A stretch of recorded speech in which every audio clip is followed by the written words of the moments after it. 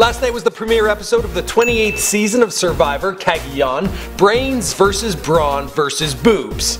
I know it's beauty, but if you watch the episode, you know what I'm talking about. We're breaking down the most shocking moments that took place, as well as who went home. I'm Michael McCrudden, and this is IO Trends.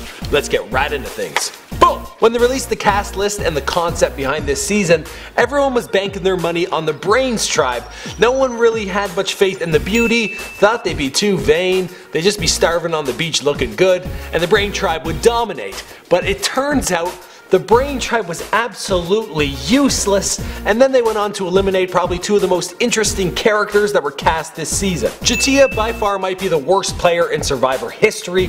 Right off the bat, she pissed off everyone on her tribe, bossing them around, telling them how to build the shelter, and doing no work of her own. When it came time to compete, she underperformed, then she had a bad attitude back at camp, so they kind of just told her, listen, it's so clear, it's you that's going home. Well, she didn't like that one night, and the second time it happened, well then she threw all the rice in the fire. And even after all that, it wasn't enough for them to send her home. Instead, David, the president of the Miami Marlins, he bit the dust, the first person to be sent home. And then in a shocking twist, Garrett, who had a hidden immunity idol, just not on him, he left it back at the beach, he got sent home instead. And Jatia, the crazy rice burner, she's still in the game. This is wild. I literally jumped up from my seat. On the Brains tribe, Tony is the most interesting character. This guy's definitely a villain. He's scheming, he's up to no good. He got his hands on the first immunity idol. He's also building some kind of spy shack. He's very entertaining to watch. A little bit too enthused, I think.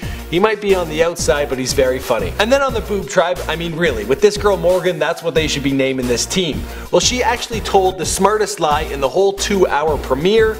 They kinda caught her going out there looking for an immunity idol, and she came back saying, look what I got us. I got us all these supplies, fishing gear over shelter, and kind of convinced the tribe that she was working for them. Instead, she actually got a clue to go look. It was really well thought out. Definitely no one on the Brain tribe was clever enough to think of this kind of thing. Let me know what you thought of this episode and who you're voting for. I was voting for Garrett.